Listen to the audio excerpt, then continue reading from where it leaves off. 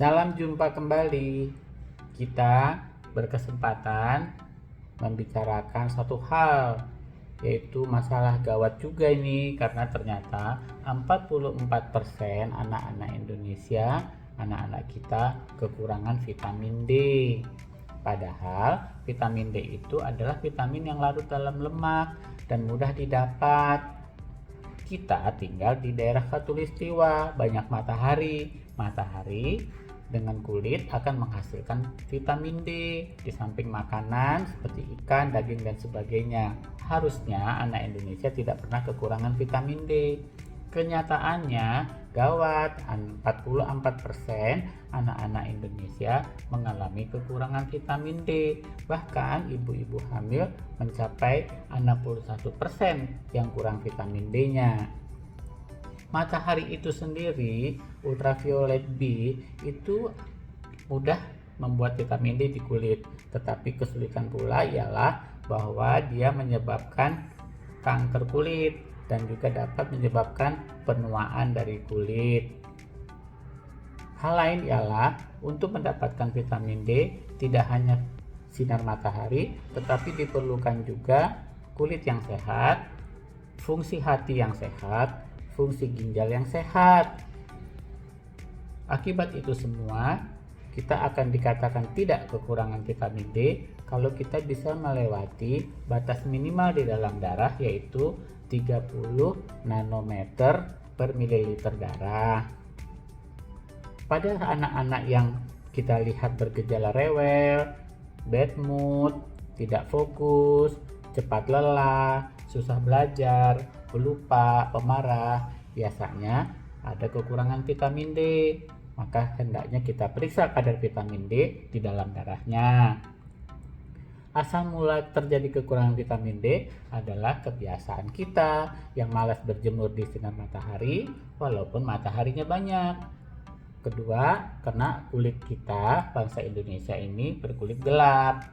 Yang ketiga, kebiasaan kita suka di tempat yang tidak ada sinarnya, misalnya di kamar, full AC, di mobil, pakai kaca film, sehingga tidak ada matahari yang bisa masuk dan mengenai kulit. Tambahan pula, kita suka makan tetapi makanan kita itu salah memprosesnya, sehingga kadar vitamin D-nya sudah jauh berkurang.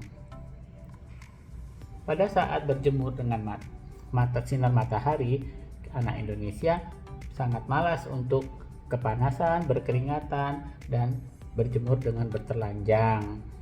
Akibatnya terjadilah kekurangan vitamin D yang berakibat penyakit tulang, penyakit osteoporosis, penyakit hiperparatiroid atau riket dan sebagainya. Secara garis besar, dengan kurangnya vitamin D, maka terjadilah penyakit-penyakit pernafasan, penyakit autoimun, penyakit kulit, yang secara keseluruhan akan menyebabkan gangguan tumbuh kembang anak kita. Jadi, kalau kita rangkum, keterbatasan mendapatkan paparan sinar matahari, kulit yang gelap, gangguan absorpsi di dalam usus, kurangnya asupan makanan yang mengandung vitamin D, anak-anak yang terlahir dari ibu-ibu yang kurang vitamin D, anak yang kurang gizi, pasti akan terjadi kekurangan vitamin D. Sebagai contoh, anak-anak yang mendapat ASI eksklusif, tetapi kadar vitamin D di dalam ASI itu sangat kecil, sehingga bayi-bayi yang mendapat ASI eksklusif pun membutuhkan tambahan vitamin D. Kalau kita perhatikan, maka kebutuhan vitamin D itu akan semakin bertambah dengan bertambahnya umur.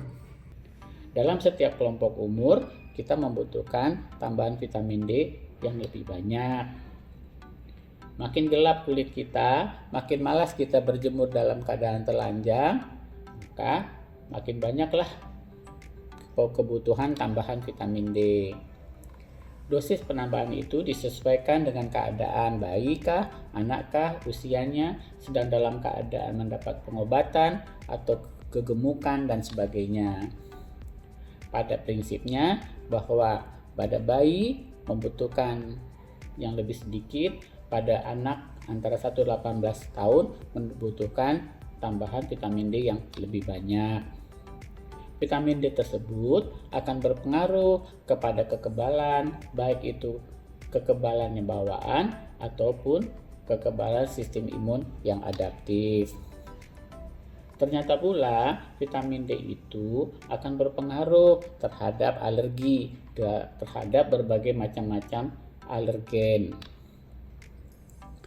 Dan vitamin D sendiri dapat mencegah terjadinya penyakit influenza. Dengan adanya vitamin D, maka daya tahan tubuh akan menjadi lebih baik, akan bermanfaat bagi mereka yang melakukan isoman. Di Indonesia ternyata angka kejadian berperawakan pendek itu nomor 3 di Asia. Artinya kekurangan vitamin D anak-anak Indonesia cukup parah, sehingga perawakan pendek atau stunting banyak diderita oleh anak-anak Indonesia. Jadi peran pemberian vitamin D selain dari sinar matahari yang cukup, makanan yang baik, juga perlu tambahan vitamin D dengan melakukan pemberian suplemen atau fortifikasi. Kita lihat bahwa pada bayi-bayi itu kadar vitaminnya perlu dapat tambahan ketika dia masih ASI eksklusif. Ketika dia mendapatkan susu formula yang tidak difortifikasi, dia membutuhkan tambahan vitamin D. Apalagi pada saat dia sudah mulai aktivitas di luar rumah, sudah mulai sekolah, sudah ada ekstrakurikuler, makin banyak aktivitasnya, maka kebutuhan tambahan vitamin D-nya juga meningkat.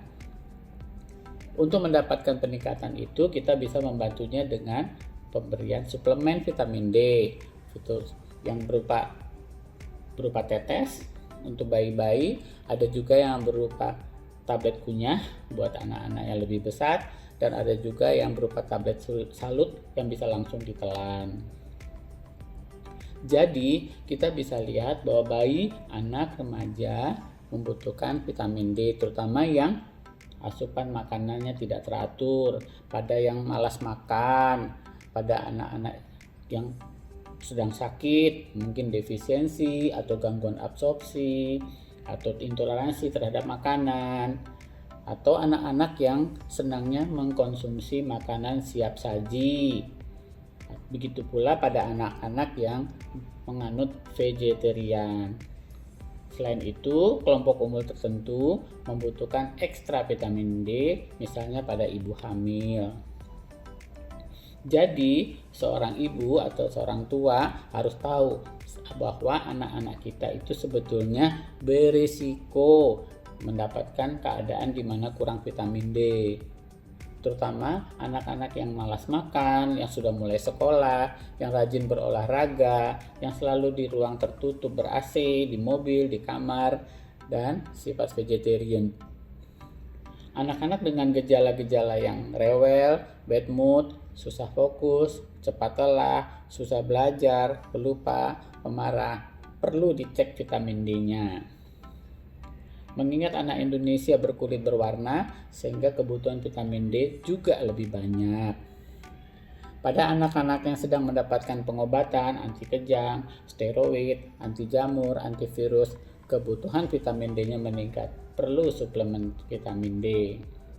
Ketika mendapatkan anak-anak itu gagal tumbuh, ada gangguan tumbuh kembang, atau ada berperawakan pendek seperti stunting atau keterlambatan bicara, maka ukurlah vitamin D-nya. Barangkali kita perlu menambahnya karena kadar di dalam darahnya sudah berkurang.